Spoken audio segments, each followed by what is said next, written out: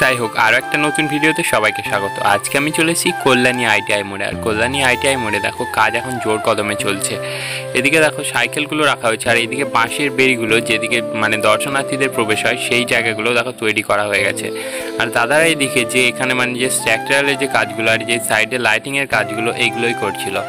দেখো এখন মাটি ভরা হচ্ছে, বালি মাটিগুলো। ওইদিকে যেমন প্রত্যেক বছর যে ইটের গাঁথনি দিয়ে যে মাটিগুলো দেওয়া হয় তার উপরে যে প্লাইয়ের কাজ করা হয় সেই কাজগুলোই মানে দাদারা এবার করবে। আর এই যে এইখানটা তোমরা যদি দেখো, এখানে যে প্রতি বছরে নেয় এবছরও সেই ঝর্ণাটা করা হয়েছে এবছরও।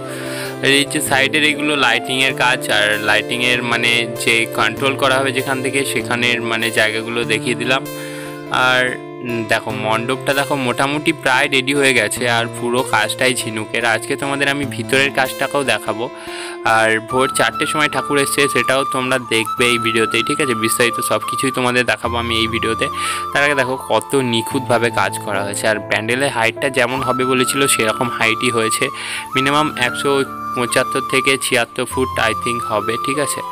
আর যাই হোক, মণ্ডপের কাজটা জাস্ট অসাধারণ লাগছে। আমার এখনও পুরোপুরিভাবে কমপ্লিট হয়নি। এর আগে আমি যখন এসেছিলাম তখন মানে ঝিনুকের কাজগুলো শুরুই হয়নি, আর এখন দেখো কিছুদিনের মধ্যেই ঝিনুকের কাজগুলো পুরোপুরি কমপ্লিট হয়ে গেছে। আর দাদারা এখন দেখো ইটের মানে বালি যাওয়ার যে কাজ, সেই কাজগুলো এখন এইখানে বালিগুলো ফেলছে মাটির উপর, কারণ এর উপর না হলে যে টালিগুলোর কাজ সেই টালি কাজগুলো হবে না, সেই জন্যই দাদারা এদিকে বালিগুলো ফেলছে আর আমি সেগুলোই দেখছিলাম। আর এইদিকে দেখো নিখুঁতভাবে কত সুন্দরভাবে, ওখান থেকে আমি চলে এলাম ভিতরে, ঠিক আছে? আর ভিতরে দেখো ঢাক নিয়ে চলে এসছে সবাই। আর মায়ের মাতৃ প্রতিমা এবার মানে প্রবেশ করবে মণ্ডপে। আর এই যে মানে কল্যাণী আইটিআই মোড়ে তোমরা গত 2 বছর দেখেছো যে মানে কাঁচের কাজ ছিল, এই বছর গোটাটাই ঝিনুকের কাজ দিয়ে তৈরি করা হয়েছে। বিভিন্ন রকম সামুদ্রিক ঝিনুক, সেই ঝিনুক দিয়ে এবছর কাজটা তৈরি করা হয়েছে। আর কাজটা খুবই নিখুঁতভাবে করা হয়েছে। আর উপরে যে স্ট্রাকচারালের কাজগুলো সেই বছর প্রত্যেক বাড়ি একই রকম থাকে মানে ডিজাইনটা, ঠিক আছে? তার উপরে কখনো কাঁচের কাজ হয়, এবছর যেমন ঝিনুকের কাজ হয়েছে, অন্যান্য বছর কাঁচের কাজ হয়, ঠিক আছে? আর মেন যে মণ্ডপের যে এটা হচ্ছে সেই প্রবেশদ্বার, আর এই প্রবেশদ্বারটা থেকে গিয়েই যে মাতৃ প্রতিমা দর্শন আমরা করি সেই মাতৃ প্রতিমা দর্শনের জায়গা। আর এখান থেকে জাস্ট ওয়াও লাগছে। আর বুদ্ধদেবের মূর্তি দেখো, তার উপর একটু মানে ধান টান এইসব দিয়ে কাজগুলো করা হয়েছে। আর এদিকে দেখো বিভিন্ন রকম সামুদ্রিক ঝিনুক, সেই ঝিনুকগুলোই এখানে মানে আঠা দিয়ে আটকানো হয়েছে। মানে কত নিখুঁতভাবে কাজ করতে হয়েছে। দেখো ফাইনালি মাতৃ প্রতিমা নিয়ে এখন চলে আসা হচ্ছে, তার কিছু সেই সাজগুলো এখন আনা হচ্ছে পরপর, তারপর লাস্টে মাতৃ প্রতিমাটাকে আনা হবে। আর এদিকে কিছু স্ট্রাকচার আছে, এইগুলো আমার মনে হচ্ছে বাইরের স্ট্রাকচার, ঠিক আছে? এখন ভিতরে রাখা হয়েছে কারণ বৃষ্টি পড়ছে সেই কারণে। আর এদিকে দেখো কত সুন্দরভাবে বুদ্ধদেব সঙ্গে ত্রিশূল সব কিছুই পরপর করা হয়েছে। আর এদিকে দেখো সাজগুলো এখন আনা হচ্ছে। সাজগুলো খুব ভারী নেই, কারণ গোটাটাই শোলার কাজ আমার দেখে যা মনে হলো। যাই হোক, এবার মাকে আনা হবে। তার আগে যে সাজগুলোর কাজ, এগুলো মানে সেই উপরে যেগুলো দেয় সেইগুলোই, ঠিক আছে? প্রথমেই নিয়ে চলে আসা হলো মা লক্ষ্মীকে, আর আগে ওইদিকে গণেশকে নিয়ে চলে আসা হয়েছে, আর কার্তিককে নিয়ে চলে আসা হয়েছে।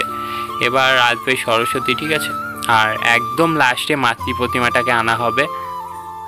ফাইনালি এবার দেখো মানে মাতৃ প্রতিমাটাকে টেনে নিয়ে আসা হচ্ছে।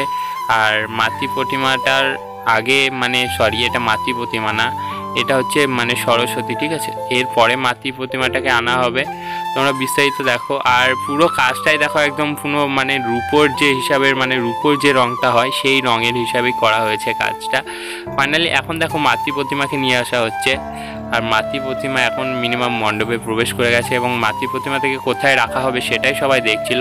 আর এই যে শাড়ির কাজ বা যে কাজগুলো পুরোটাই যে রূপোর যে কাজ সেই কাজ অনুযায়ী করা হয়েছে, যাতে লাইটিংয়ে যেন এই মানে গোটা ঠাকুরটাই রূপোর লাগে, সেই জন্যই এরকম রঙটা করা হয়েছে। দেখ মা দুর্গাটাকে এবার সাইড করে রাখা হচ্ছে, কারণ খুবই বাইরে প্রচণ্ড পরিমাণের বৃষ্টি হচ্ছে। আর এখন ভোর 4টে বাজে।